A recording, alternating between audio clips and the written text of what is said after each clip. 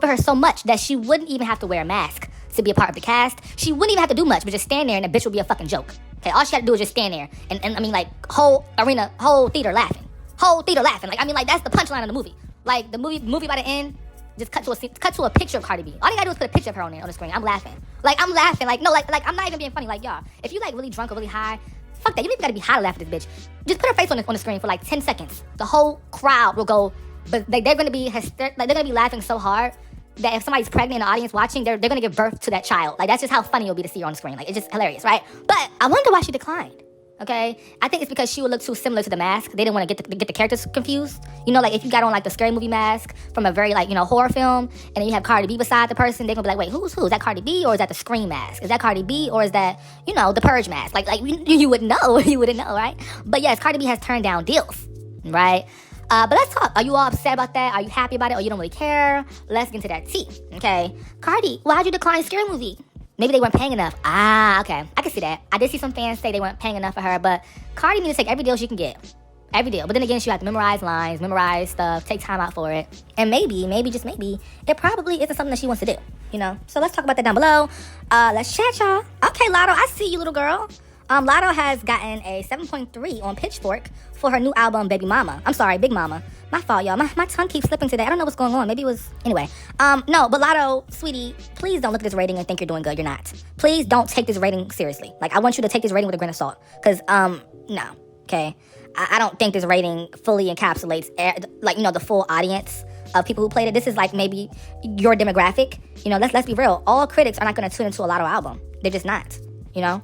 I think people who listen to that type of music tune into her, but if an actual music critic had actual weight into, like, you know what I'm saying? Like, does this make sense to y'all? Like, the pool that she's pulling from is not the overall pool of the music industry.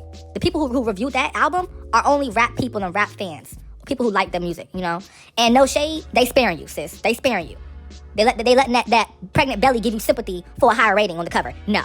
Sorry, no. I don't care about that type of stuff over here. You know, if either you got it or you don't, and you didn't have it. Point blank, periods. Okay? Now, Lotto, I think for you, right, your best bet from this point on is to just move on from this era. This era is a mess. This era was a mess. You know, you got that one or two good songs in the project. I give her album like a 2 out of 10. 2.1 out of 10. I'm sorry. That's, you know, I give her an extra 0.1 point because I'm feeling nice today. She got a 2.1 out of 10 for me. Moving on to Lotto again. The Scammies comments on one of Lotto's recent posts calling her mother. All right. So it seems like they low-key want her on the team. They low-key want to give Lotto that Grammy. Do y'all see Lotto getting a Grammy for a Big Mama? Let me think. No, I don't. I just don't. They may nominate her, of course, but is she gonna win though? She doesn't make Grammy music. She doesn't make Grammy selling type of music. And, you know, unfortunately, everybody can't be Grammy type. You know, if everybody was Grammy type, the Grammys wouldn't have any, you know, standard. But then again, though, what is Grammy type? Because Grammys are so, like, politics and stuff, you know? So I don't know. Oh my gosh, let's get into Miss Capitalist Taylor Swift. I'm sorry. Oh my God, wait, no, let me stop. Let's get into Miss Talented, amazing songwriter, Taylor Swift. Taylor Swift becomes the first musician to exceed a net worth of $2 billion, primarily from songs and performances, all right? So this is all from just her music career. You know, Taylor doesn't have an actual, well, she does have a brand. She does have a brand, but she doesn't have like a, you know, like a business, like a makeup line, a hair care line. She don't have to do that to make money. You know, her music alone is what gets her to the top. Now, I think Taylor Swift is a multi-billionaire from music because I feel like, you know, she understands it really well, and she knows how to milk it. You know, she sees opportunity and she milks it. She sees things and she moves in her own way, but it definitely is very aggressively greedy. Okay, she's a very greedy girl, but you don't become a billionaire by not being greedy. So, I mean, you don't accidentally become a billionaire. You have to be greedy to become a millionaire. I mean, no. A millionaire, you don't have to be greedy to become, no. You can become a millionaire casually because there's over 22 million millionaires in the United States alone. So, you know, being a millionaire isn't that hard. But being a billionaire, oh no, baby, you greedy. You greedy down. You was greed nation. Okay, you greedy.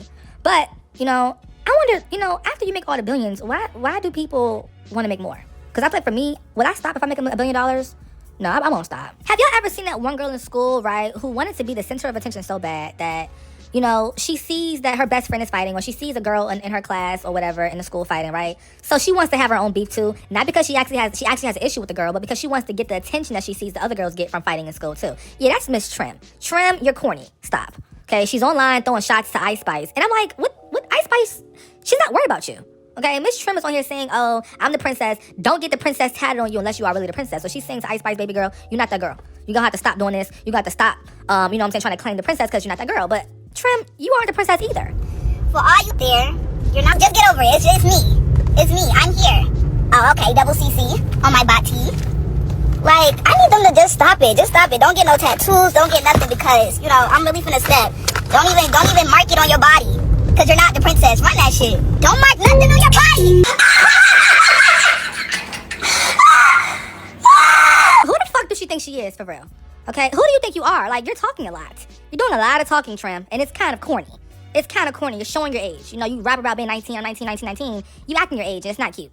It's not cute. I mean, okay, it's cute to be 19. It's cute to be young. You know, I love that. Cool, but you need to just tighten up. Like, you know, people who really win, like genuinely win, they show it. They pop it in their music.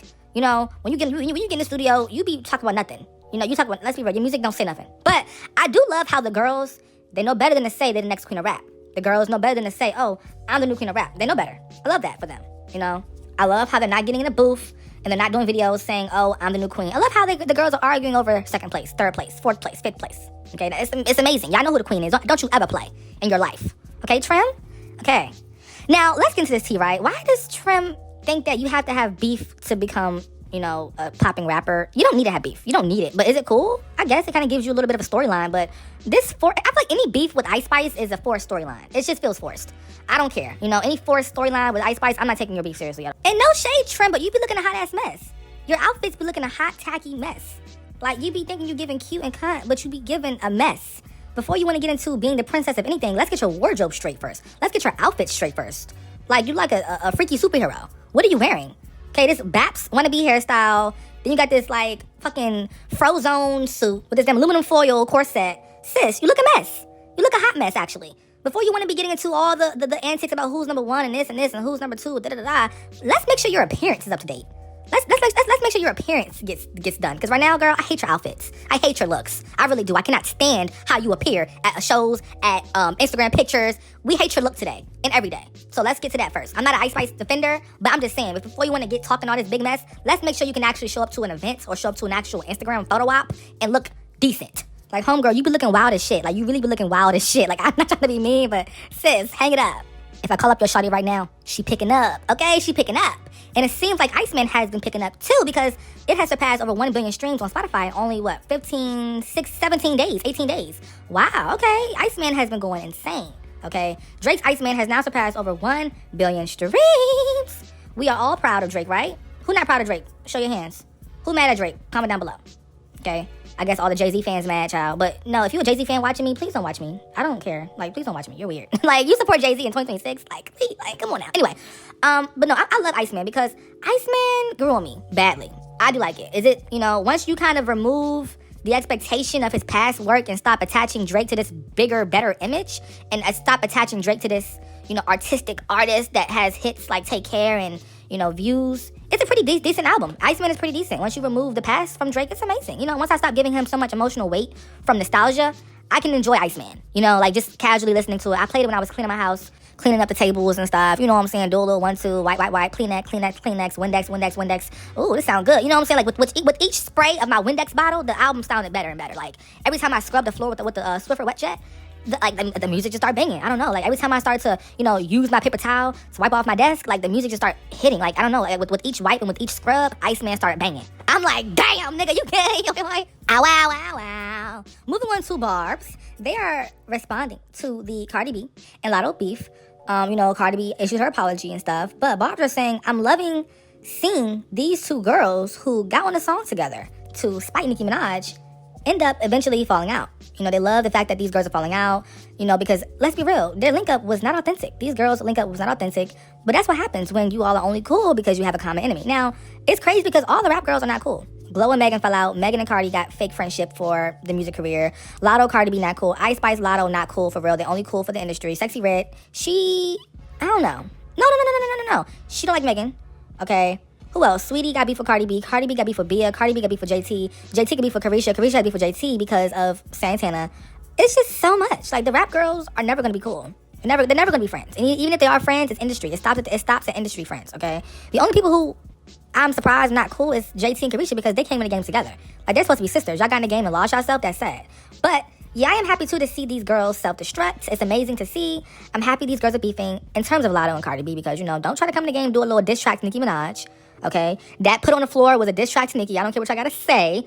It was. All right, it was supposed to be a response to Ice Spice and Nicki Minaj, but it was lame. If you was there, you know. Ice Spice and Nicki Minaj song Princess Diana came out first, then Put on the Floor remix came out later.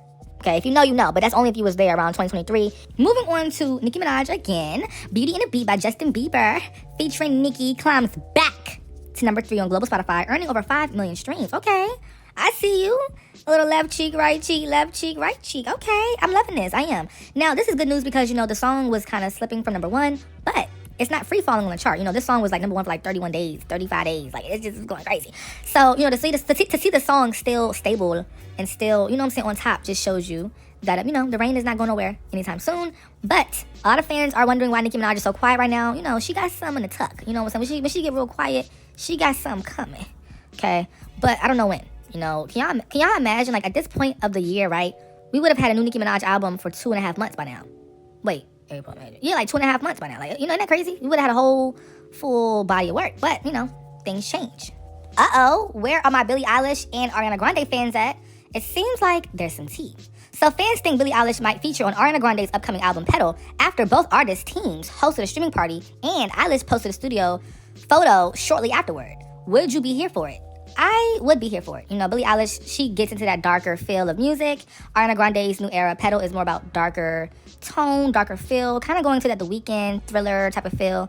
And I'm here for it. You know, I would not mind a Billie Eilish and Ariana Grande collaboration.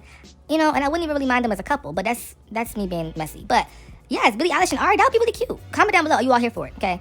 Only thing that I want for this collab to be is I want it to be very, very, very catchy. You know, I wanted something catchy. I don't want nothing just overly sad and overly miserable. I'm sorry. I don't got time for that. I know the album is supposed to be heavy. It's supposed to be a little more, you know, darker for on Ari's side. But, you know, child, we're going to see. Moving on to The Weeknd. I was not familiar with his game at all. I had no idea The Weeknd was pulling in numbers like this. You know, like, he pulls in these numbers, but he don't really be talking. Like, you know, like, I don't know, it's crazy. Anyway, so The Weeknd was the highest paid musician of 2025's 5 Forbes reports. He earned an estimated $298 million. $298 million? Oh my goodness gracious, The Weeknd, take it out. Give me some of that money, okay? All I need is just like 10% of that. Not even 10%, like maybe like 2% of that. Okay, just give me a couple million, okay? Don't be so shy. Why are you so shy? Did I scare you when I asked for that money? okay, let me stop. But no, The Weeknd, most of this is from touring. The Weeknd is amazing at his shows. He does really good at his shows. I saw him a few years ago at the After Hours tour, and it was really good. It was really, really good. The set, the production, everything was amazing. So I'm proud of The Weeknd. But it's crazy how Beyonce went on tour in 2025, and he outdid Beyonce.